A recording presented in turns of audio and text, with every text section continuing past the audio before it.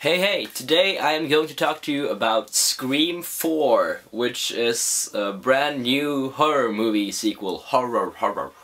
Scream 4 came out a couple of weeks ago. It's written by Kevin Williamson, it's directed by Wes Craven, and it stars the original cast of the Scream series, plus a bunch of new famous kids.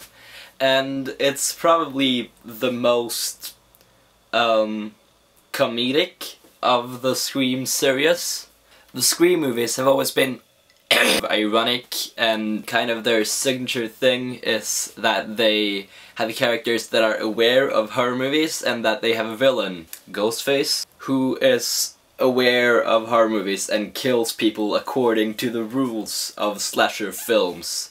And this fourth film, I think it's meant to be a reboot, so that this will start a new trilogy of Scream movies, but it did so-so at the box office, so we'll see about that. But yeah, the premise is that the Ghostface killer kills people according to the rules of reboots and remakes and all those horror movies that are coming out these days.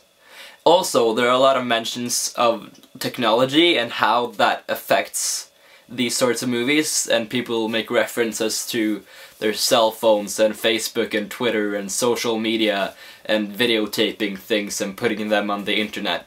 But it's all kind of vague, and there are a lot of really cool themes that are not really explored. Personally, I really enjoyed this movie. I think it's better than Scream 3, but not quite up there with Scream 1 and 2. I think the main problem with the Scream series is that it never really gets back to the point of its first 10 minutes in the scene where Drew Barrymore is killed. This film is set in the same fictional town of Woodsboro as the first two movies of the series. The character played by Neve Campbell, whose name is Sydney, is returning to publish a book and do some publicity on the 10th anniversary of the Woodsboro murders, and a bunch of teenagers get killed. One thing I would like to say is that I really love the villain in this one. For those who don't know, the Scream series is a series of whodunits, and the Ghostface killer is always a different person. That part was really well done, and if the whole movie would have been as good as those 20 minutes in which the killer was revealed, then I would have loved this movie and it would have probably been among my favorites in the series. The problem though is that the main bulk of the movie is not very good. The kills are not very imaginative, and there are a lot of characters that are kind of unexplored. And the most interesting characters are killed right off the bat, which is kind of annoying. The movie is, as I mentioned, very comedic. It's probably the most ironic one of the series, despite the fact that the other ones came out in the 90s. And it makes a bunch of passing references to the fact that it's lazy and derivative and unoriginal, but that doesn't stop it from being lazy and derivative and unoriginal.